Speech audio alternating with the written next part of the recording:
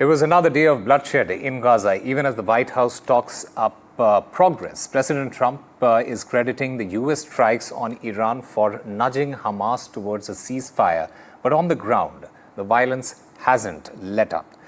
Israeli troops, they are facing deadly ambushes. Civilians are dying while scrambling for food. As famine looms, negotiations inch forward. Here's a report on what the U.S. calls progress.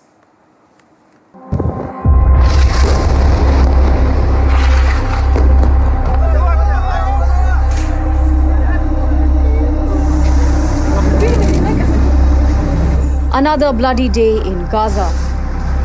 45 Palestinians killed, some while waiting for food.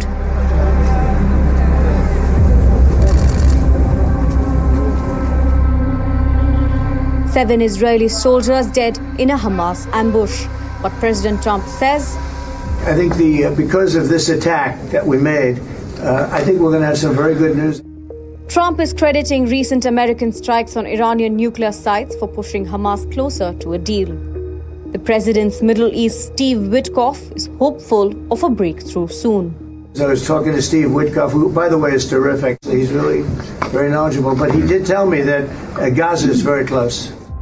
Behind the scenes, American, Egyptian and Qatari mediators are scrambling. And while diplomacy drags, aid distribution has turned into carnage. The US-backed Gaza Humanitarian Foundation has handed out 44 million meals since 26th of May. But Gaza's health ministry claims 549 people have been killed and 4,000 injured while trying to collect aid.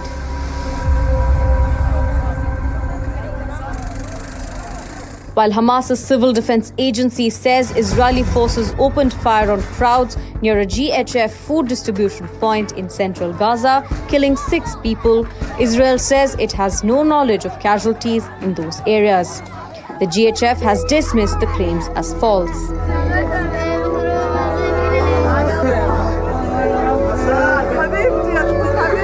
Israel resumed its offensive on the 18th of March, collapsing a temporary truce. Their goal was to pressurize Hamas into releasing the last 50 hostages. 500,000 Gazans now face famine. The Gaza war escalated as Israel and Iran clashed for 12 days. In Israel, pressure mounts on Netanyahu. 7 soldiers were killed in combat in southern Gaza on Tuesday, the deadliest such incident since the ceasefire collapsed. The war began with Hamas's brutal October 7 attack, 1,200 killed, 251 taken hostage. Since then, Hamas says Israel's retaliation has led to the loss of 56 Palestinian lives. Trump calls it progress. Mediators say a deal is close. But in Gaza, every delay is a matter of life and death. Ridhima Kedia reports for NDTV World.